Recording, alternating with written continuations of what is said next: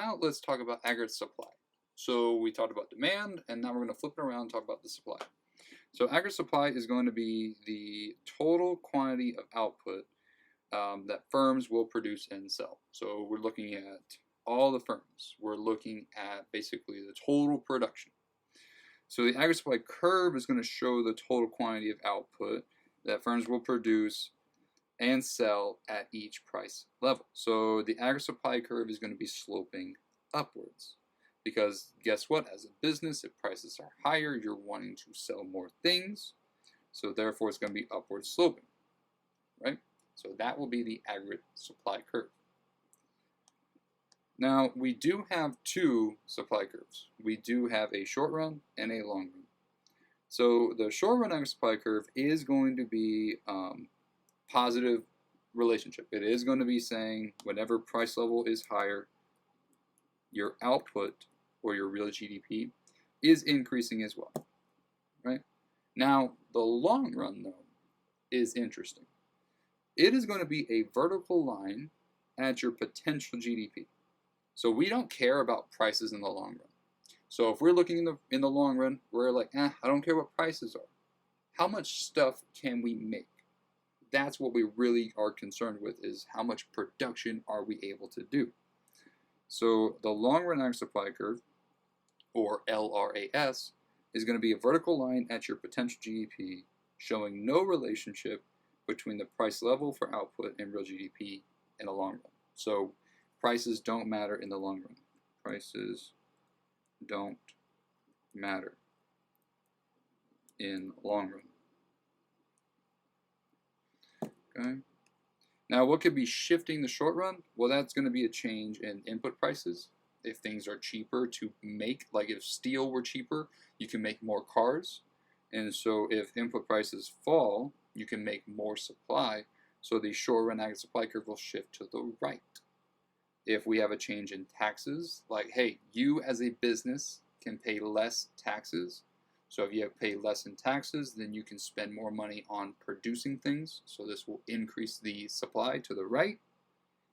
If we have regulations, so if governments really step in and they say, hey, you need to have this standard for producing things. So this is really going to slow down production by having more regulations. So we would shift the supply curve to the left. If we lower regulations and we say, firms, do whatever you want.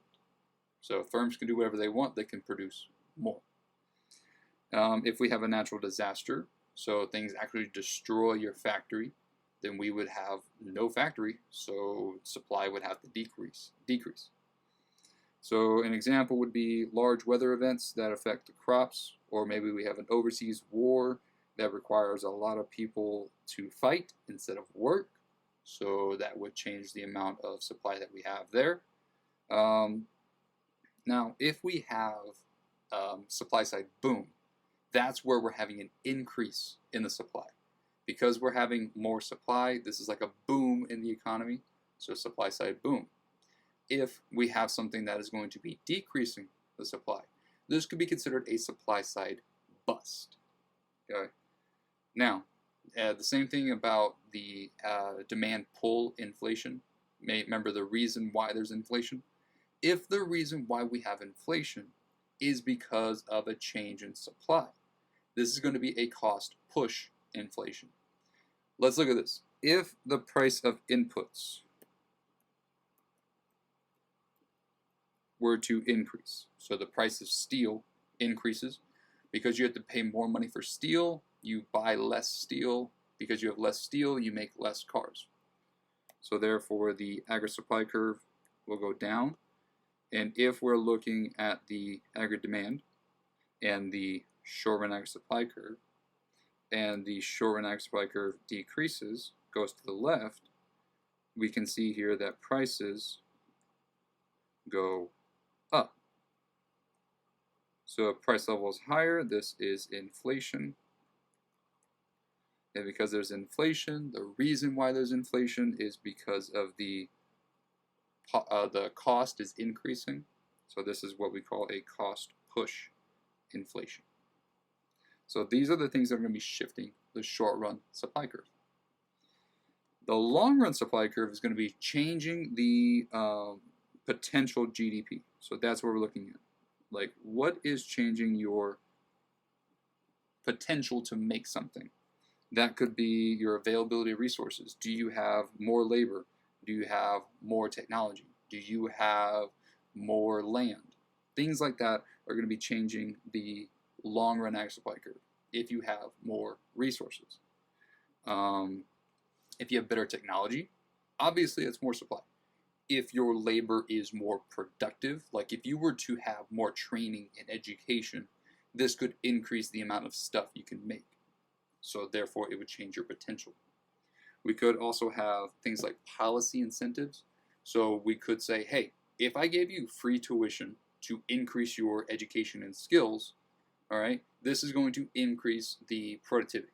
So governments could increase, free tuition, and this would increase the education that we have. So that would increase the potential. We could decrease the unemployment insurance, saying like, hey, I'm going to pay you less money for unemployment insurance, so you better find a job pretty quickly.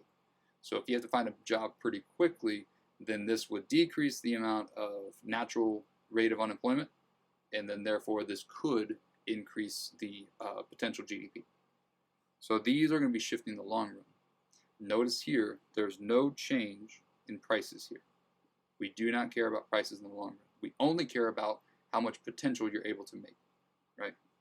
So availability of resources, technology, productivity, or anything about policy incentives to increase the resources.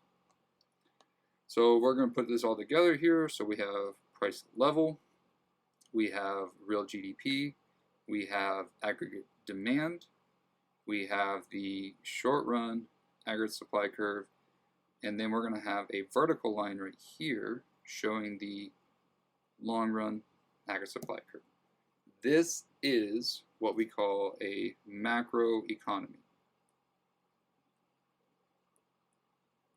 You have your aggregate demand and your aggregate supply on one graph. This is your macro economy. Okay.